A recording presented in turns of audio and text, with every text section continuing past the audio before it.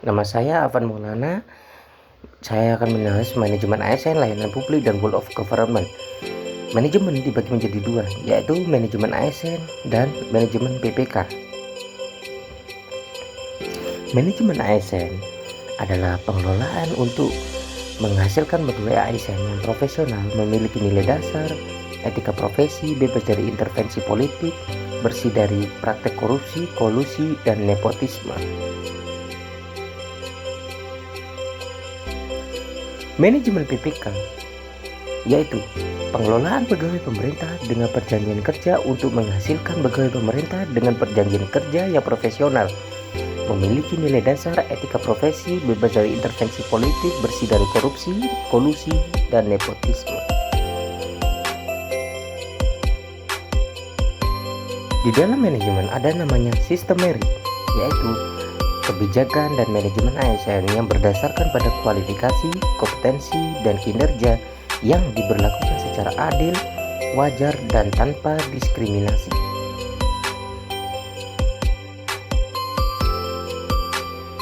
Adapun tujuan dari sistem merit, yaitu untuk memastikan jabatan di birokrasi pemerintah yang diduduki oleh orang-orang yang profesional dalam arti kompeten dalam melaksanakan tugas berdasarkan nilai dasar, kode etik, dan kode perilaku ASN. Kriteria dalam sistem merit khususnya pada pegawai negeri sipil yaitu penyusunan dan penetapan kebutuhan.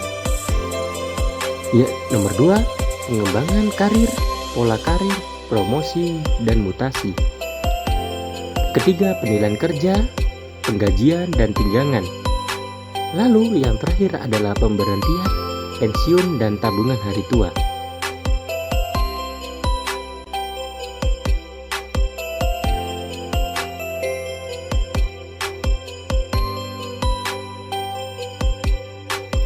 Nomor 2, yaitu pelayanan publik.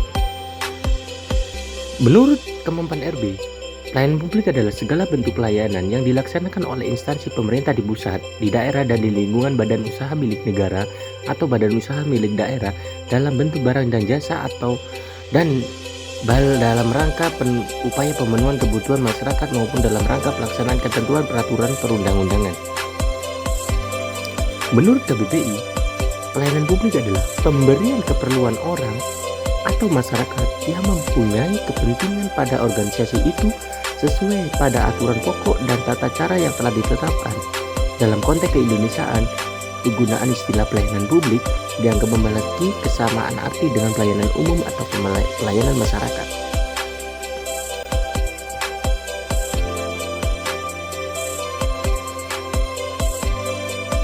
Konsep dari pelayanan publik yaitu bentuk pelayanan yang dilakukan instansi pemerintah pusat di daerah dan di lingkungan BUMN atau BUMD dalam bentuk barang atau jasa baik dalam rangka untuk pemenuhan kebutuhan masyarakat dalam rangka pelaksanaan ketentuan peraturan perundang-undangan.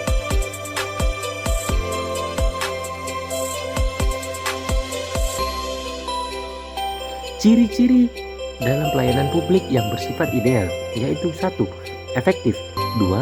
Sederhana, 3. Diselenggarakan secara mudah, 4. Kejelasan dan kepastian, 5. Keterbukaan, 6.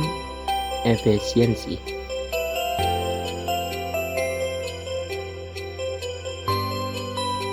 Penyelenggaraan pelayanan publik. Pemerintah membentuk organisasi penyelenggara. Setiap institusi penyelenggara negara, korporasi, lembaga independen yang dibentuk berdasarkan undang-undang untuk kegiatan pelayanan publik dan badan hukum lain yang dibentuk semata-mata untuk kegiatan pelayanan publik.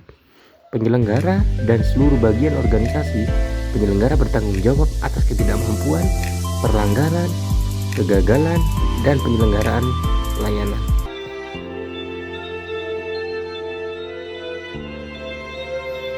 Dalam pelayanan publik memiliki standar kelayakan yaitu 1. Memperhatikan kemampuan penyelenggara, kebutuhan masyarakat, dan kondisi lingkungan pada penyelenggaraan pelayanan publik. Prinsip pelayanan publik yaitu 1. Kesederhanaan prosedur-prosedur pelayanan publik tidak berbelit-belit. Nomor 2. Kejelasan persyaratan teknis dan administratif pelayanan publik. 3. Kepastian dalam waktu pelaksanaan pelayanan publik dapat diselesaikan dalam waktu kurun yang telah ditentukan akurasi ketepatannya. Produk pelayanan publik ini diterima dengan benar, tepat, dan sah. Tanggung jawab pimpinan penyelenggara publik. Nomor 6, kelengkapan sarana prasarana. Nomor 7, kemudahan akses tempat, lokasi, serta sarana pelayanan yang memadai sehingga mudah dijangkau oleh masyarakat dan dapat memanfaatkan teknologi telekomunikasi dan informatika. Keenam, kedisiplinan. Ketujuh, kenyamanan lingkungan pelayanan harus tertib dan teratur.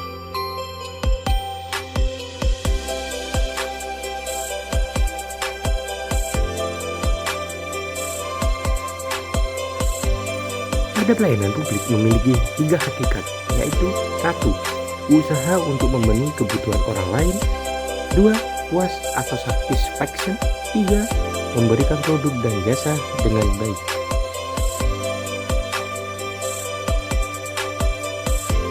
Pada pelayanan publik memiliki etika. Nomor 1, sikap atau perilaku. Nomor 2, ekspresi wajah. Nomor 3, penampilan. Nomor 4, cara berpakaian. Nomor 5, cara berbicara. Nomor 6, cara mendengarkan. Nomor 7, cara bertanya.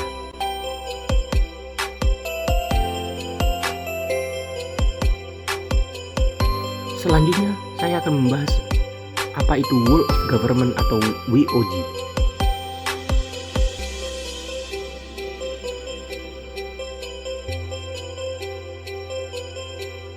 Pengertian WOG adalah sebuah pendekatan yang mengintegrasikan upaya kolaboratif dari instansi pemerintah untuk menjadi kesatuan menuju tujuan bersama.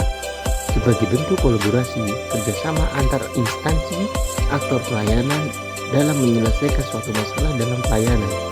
WOG menekan pelayanan yang terintegrasi sehingga prinsip kolaborasi, kebersamaan, kesatuan dalam melayani permintaan masyarakat dapat diselesaikan dengan waktu yang singkat.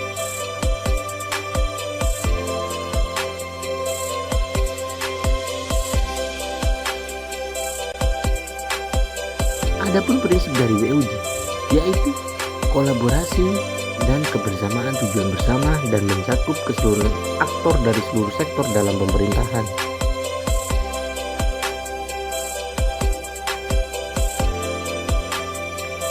Faktor eksternal yang mempengaruhi WOG adalah adanya dorongan publik dalam mewujudkan integrasi kebijakan. 2. Program pembangunan pelayanan sehingga penyelenggaraan pemerintah yang lebih baik dapat tercipta. 3. Perkembangan teknologi informasi, situasi, dan dinamika kebijakan yang lebih kompleks juga mendorong pentingnya WOG dalam menyatukan institusi pemerintah sebagai penyelenggara kebijakan dan pelayanan publik.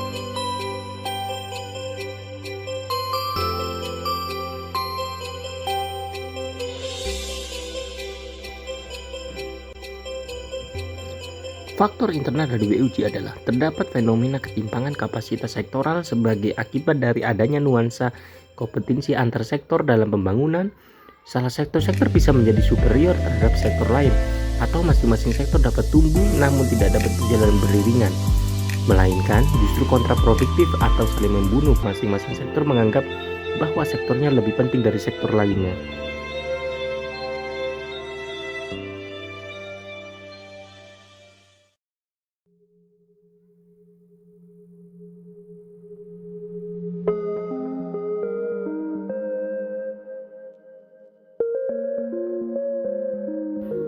Manfaat dari WOG adalah menggabungkan budaya dan filosofi. Nomor 2, mewujudkan cara kerja yang baru. Nomor 3, meningkatkan akuntabilitas dan insentif. 4, mewujudkan cara baru pengembangan kebijakan dan mendesain program dan pelayanan yang terbaru.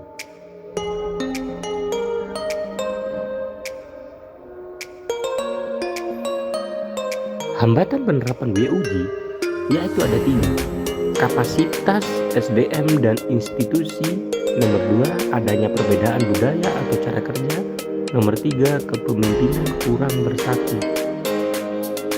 Jadi maksudnya, Seringkali dalam penerapan BUJ ini, ASN dari instansi satu dan instansi lain akan berbeda cara berpandang dalam masalah pekerjaan, karena dua budaya dalam dua instansi akan berbeda dalam mengatasi bidang permasalahan dalam satu instansi, yaitu sama dengan penerapan BUJ.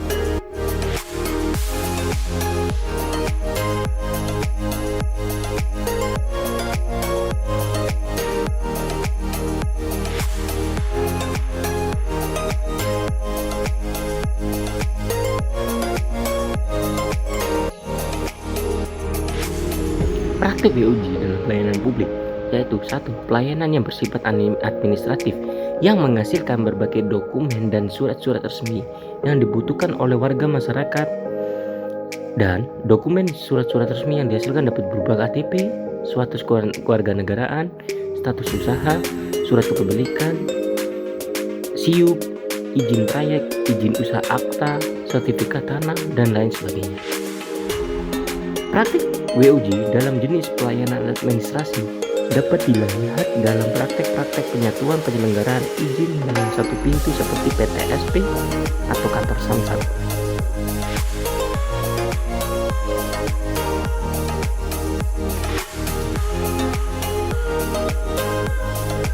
Dua, pelayanan jasa.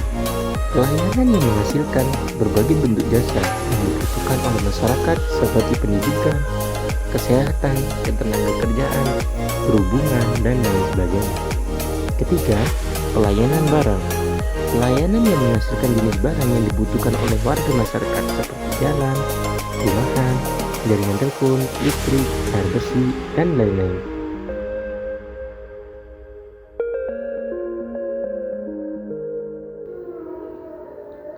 Yang terakhir adalah pelayanan regulatif. Pelayanan ini melalui penegakan hukum dan peraturan perundang-undangan maupun kebijakan publik yang mengatur sendi-sendi kehidupan masyarakat. Pola pelayanan publik ada 4, yaitu 1. Teknis fungsional, pelayanan satu atap, pelayanan satu pintu, dan pelayanan terpusat. Tujuan dari dibentuknya WUJ adalah penguatan koordinasi antar lembaga. Jadi dua instansi dapat bergabung menjadi satu tujuan. Nomor 2, membentuk lembaga koordinasi khusus. Nomor 3, membentuk gugus tugas yang sifatnya tidak permanen. Nomor 4, melakukan koalisi sosial dalam kelompok bisnis dan kelompok masyarakat. Sekian dari saya, Afan Maulana. Terima kasih. Wassalamualaikum warahmatullahi wabarakatuh.